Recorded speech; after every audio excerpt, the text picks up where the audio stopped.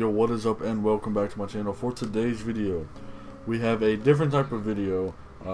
It's two videos put together because they're pretty short. So the first video I'm going to be watching is the rules of football, and in quotation marks it says soccer or association football explained. And the other video we're going to be watching is understanding European soccer in 4 simple steps. So I've had these sent to me a couple times, and I've actually finally got the links to them this time. So I am definitely going to go ahead and check them out. They're not super long, so that's why I'm going to go ahead and watch both of them.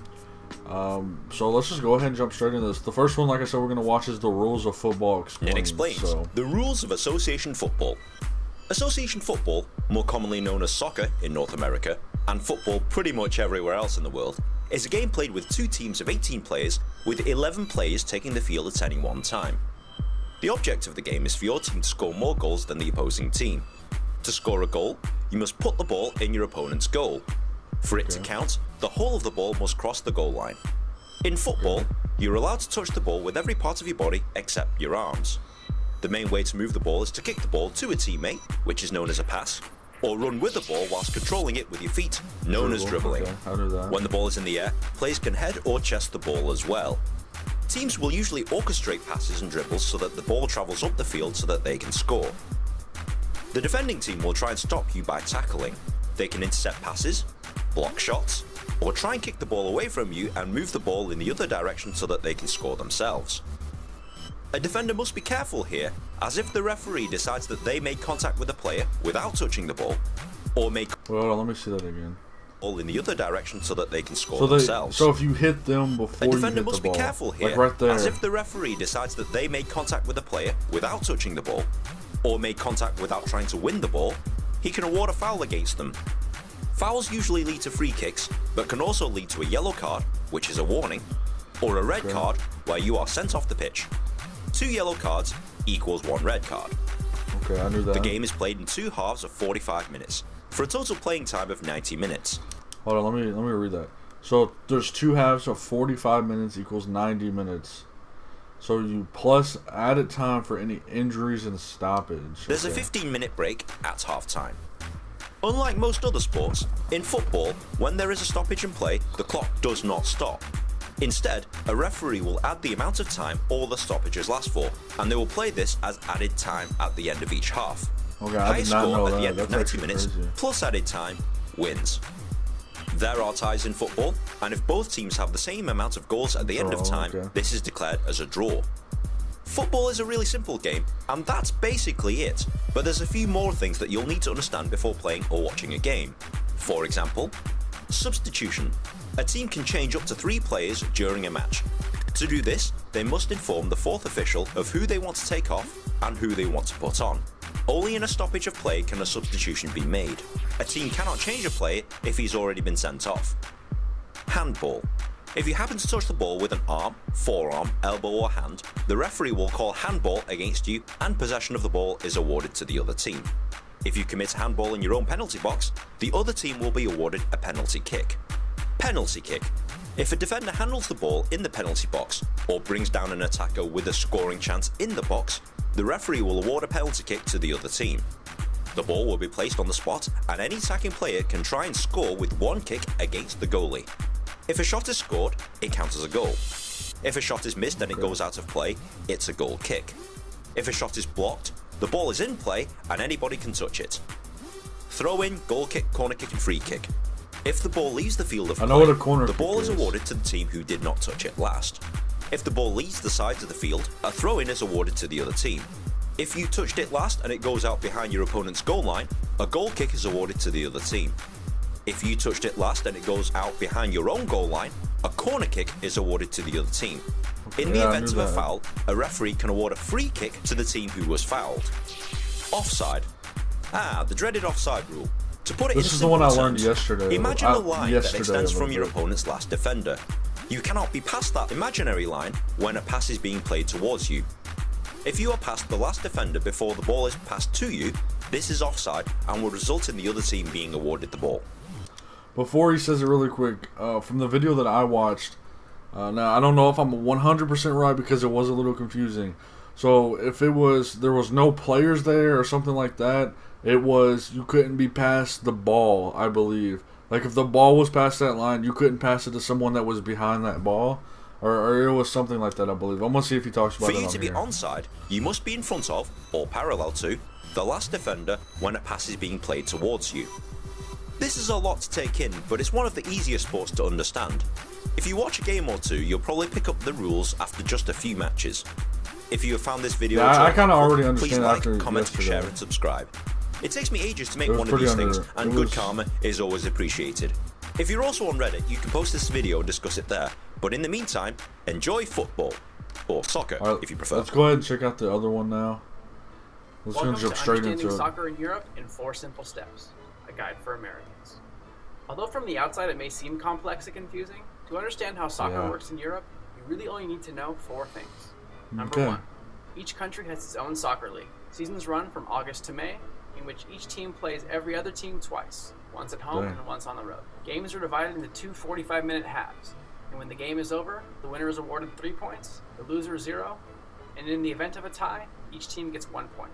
After each team has played all the other teams twice, the team with the most points is crowned champion of the league. They get a big trophy, a parade, and the season is over. There are no playoffs. Sort of. But more on that in a minute. Before the books are closed on the season, there is... Wait, so... all the teams play each other twice. One on the road, one at home. So if you win the game, you get 3 points. If it's a tie, you get 1 point. And then whoever has the most points at the end of that season in May, I think is what they said. Whoever has the most points wins that. Still one small bit of housekeeping to be done. League? 2, relegation. Whatever. We use the German league. Let me see exactly what he said. They end up once on the road. Games are divided into 2 45-minute halves. And when the game is over, the winner is awarded 3 points, the loser 0, and in the event of a tie, each team gets 1 point. After each team has played all the other teams twice, the team with the most points is crowned champion of the league. They get a big trophy, champion a parade, of the league, and the season is over. There are no playoffs. Sort of. But more on that in a minute. Before the books are closed on the season, there is still one small bit of housekeeping to be done. Number 2, relegation. We'll use the German league as an example. Every year, when the German league has concluded and the champion has been crowned, the 3 teams with the least amount of points are kicked out of the league. This process is known as relegation. The 3 vacant spots are subsequently filled by the top 3 teams from Germany's 2nd division. And unlike, say, baseball in the US, teams in the 2nd and subsequent divisions are not owned by teams in the top division. Imagine if the Pittsburgh Pirates or Oakland Raiders had to fight at the end of each season just to stay in the league. What if instead of coasting to the bottom for better draft picks, they were fighting to the bitter end to avoid the $40 million revenue loss that relegated teams suffer in the first year alone? Not to mention the fact that in England, 9 different teams have gone financially insolvent within 5 years of relegation. Okay, interesting enough, you're thinking. But what about that whole lack of playoffs part? Number 3. Each country also holds an elimination-style tournament, referred to as a cup. But instead of being held after the 9-month league is over, cup games are scheduled in between league games, normally in the middle of the week. One additional perk about the cup system is that teams from all levels, down to semi-professional and even some amateur teams, are invited to play. And if they do can progress and occasionally even knock off a top team. So every year, these midweek elimination games continue until there are only 2 teams left who play each other in the cup final. After 90 minutes, a cup champion is crowned, they get a trophy, and a parade.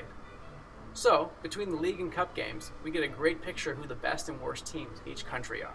But wait a second, you ask. What would happen if the best teams from each country in Europe all got together and played each other? Good idea. Number 4. The resulting competition is called the UEFA Champions League, and it is without a doubt the single greatest club competition of any sport anywhere in the world, period. Think of the NCAA tournament, but with better quality of play, more than double the fan base, and quadruple the enthusiasm. And yes, Europe even has their own version of the NIT as well. So, through a complex and drawn-out process, teams from all over Europe compete just to qualify for this tournament. And starting each September, the top 32 teams are put into 8 groups of 4. Each team plays the other members of its group 2 times, once at home and once on the road. Come December, the winner and runner-up from each group move on to the knockout round. And this is where club soccer is at its finest. Teams are paired up individually and again play 1 home and 1 away game, with the winner from each pair moving on to the next round until only 2 teams remain. The Champions League final is then held as a single game each year in May. And unless it's the World Cup year, This is the most important soccer game of the So year. I did hear that After the 90 cup, minutes, the World champion Cup is crowned, every the 4 trophy years, is right? awarded, parades commence, and all clubs go on break until the madness fires back up again in August. So, to review, number 1, each country has its own league. Okay. Number 2, the worst teams are kicked out of the league Okay. and replaced by the best teams from the next division down. Number 3, throughout the year, each country also holds a playoff-type tournament called a cup. And number 4, the UEFA Champions League is a tournament involving all of Europe and is the most important competition in all of club soccer. Alrighty, like I said, it was a pretty short video, but honestly pretty entertaining. I didn't know about the this second video that we watched. I didn't really know any of that. That was very, very helpful. I didn't know about the points. Like if you win, you get 3 points. Sorry, that was probably loud. If you win, you get 3 points. If you tie, you get 1 point. And whoever has the most points at the end, you know, is the league champion. I did not know that. I did not know that the 3 worst teams get kicked off. That's actually really, I like that a lot. That's pretty cool. It actually makes everyone fight through the whole year. Instead of in basketball, you know, you want to, people that do the worst, they do the worst because they want to get the better draft pick. That's actually really cool. I like that a lot. This was actually more helpful than I thought. I expected with it being so short that it really wasn't going to be helpful, but this is definitely the beginner stuff. And I knew a couple things, not a lot. This was definitely pretty interesting. If you have any more videos you guys want me to check out, they could be longer, they could be more in-depth of stuff. Definitely let me know. Comment them down below. But again, thank you guys so much for watching. Hopefully you guys did enjoy my reaction. If you did, please like, comment, and subscribe. Make sure you click on the little bell so you know when I post. And again, thank you guys so much for watching, and I will see you in the next video. Peace.